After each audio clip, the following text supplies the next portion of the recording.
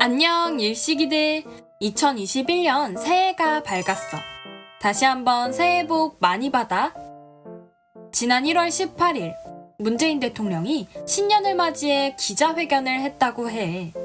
정치, 경제뿐 아니라 다양한 사안에 대해 의견을 밝혔다고 하는데 한번 알아볼까?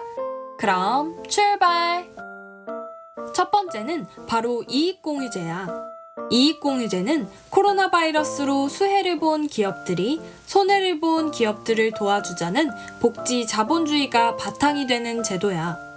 신종 코로나 바이러스 감염증 상황에서 오히려 성적이 좋아지고 돈을 더 번 코로나 승자도 있다. 그런 기업들이 출연해 기금을 만들어 고통받는 계층을 도울 수 있다면 대단히 좋은 일이다. 문재인 대통령은 더불어민주당 이낙연 대표가 제안했던 이익공유제에 대해 민간의 자발적 참여에 국가가 강력한 인센티브를 지급하는 방식이 바람직하다고 밝혔어. 하지만 이익공유제가 사실상 기업에 가해지는 압박이자 또 하나의 준조세나 다름없다는 비판이 끊이지 않고 있다고 해. 다음은 코로나 백신에 대한 이야기야. 문재인 대통령은 국민들이 우려하는 백신 부작용 문제에 대해서 정부가 전적으로 책임지고 충분히 보상하겠다는 의사를 밝혔어.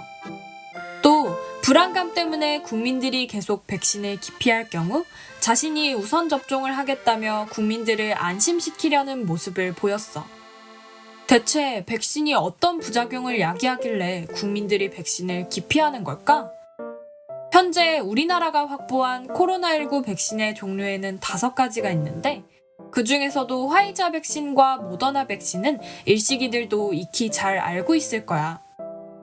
미국과 유럽은 이 백신들을 들여와서 접종을 시작했는데 미국 캘리포니아주에서 모더나 백신을 접종받은 사람들이 귀 및 통증을 느끼거나 혀가 부어오르는 등의 알레르기 반응을 보였다고 해. 프랑스에서는 화이자 백신을 접종한 약 50만 명 중 139명에게 부작용이 나타났어. 심지어 노르웨이에서는 현재까지 화이자 백신을 투여받은 사람들 중 33명이 사망했다고 해. 문재인 대통령은 백신 물량을 확보하여 접종이 더 빨라질 가능성이 있다고 했지만 지금은 코로나 백신의 안전성 확보가 급선무인 것 같아. 마지막은 입양아동 학대 문제와 관련된 사안이야. 다들 한동안 큰 화제가 되었던 정인이 사건 기억나지? 입양 당시 불과 8개월밖에 되지 않았던 아이를 양부모가 장기간 학대했음이 밝혀져 세상의 분노를 샀어. 문 대통령은 이러한 입양아동 학대 문제에 대해서도 입장을 밝혔어.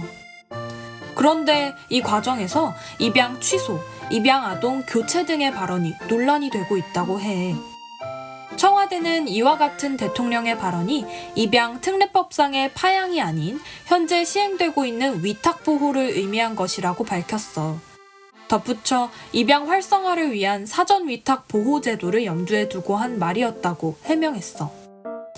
그러나 이런 해명에도 불구하고 위와 같은 발언은 여전히 여론의 문매를 맞고 있어.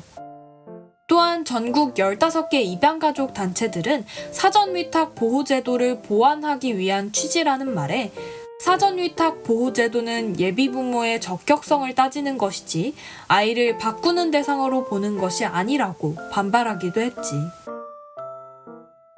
이렇게 이익공유제와 코로나 백신, 입양아동 복지 관련 사안에 대해 알아봤는데 어때? 분야별로 의견을 낸 만큼 다양한 반응들이 나타나고 있어.